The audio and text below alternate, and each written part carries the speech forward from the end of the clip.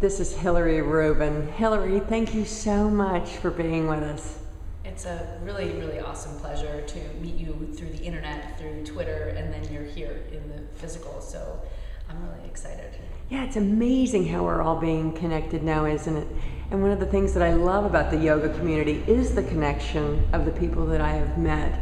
Tell me about how you came to be interested in this wonderful community of yoga.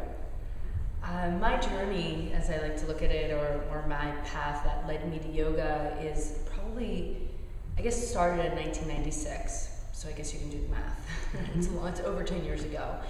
And I was working in the fashion industry, and which is a very outward world. You know, everything's about the outer beauty and fitting in and looking good, and really at a high level in the fashion industry where it's the names and the labels and all that just is what mattered. And underneath all of that was a very challenging upbringing that just came from a family of, there was abuse and emotional abuse and mental abuse, and my brother's was dealing with drugs, and I had to steal food to eat, and my mother wasn't really around and had a nervous breakdown. I mean, it was really just not a typical Jewish upbringing. You know, it's amazing how I learned. And one of the greatest things is that I had a mentor, and someone who's I would call a mentor today, but a family member who would come and save the day every time, you know, it would just get crazy. Yeah, right. I was taken out of it and shown this, quote, normal life, and exposed, that's kind of like exposed to the fashion world, exposed to,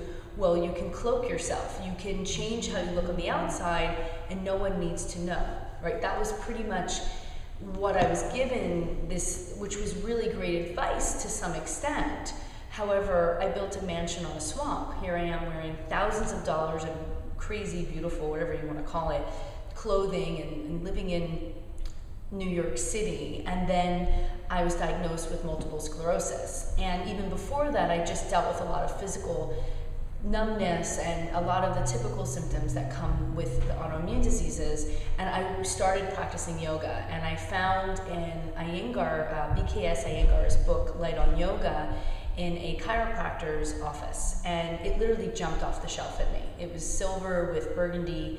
Well, it is, I still have it, because they had a library, and I borrowed it, and I never gave it back because I didn't go back again after a couple of times. And I was brought into my first yoga class, and I just felt like I was home in my body, even though the sensations were unfamiliar for me, in a way of just, I wasn't really feeling a lot, and it was very true that I wasn't physically feeling, I wasn't emotionally releasing anything.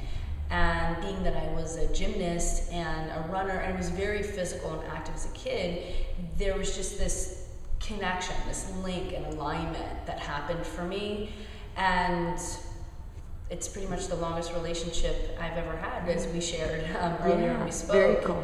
So it's really just a part of my life, like brushing my teeth. Oh, thank you so much for meeting with us. If you want to hear more about Hillary, look to one-with-life.com. Thanks so much. Namaste. Yeah, namaste. And you can also reach me at HillaryRubin.com.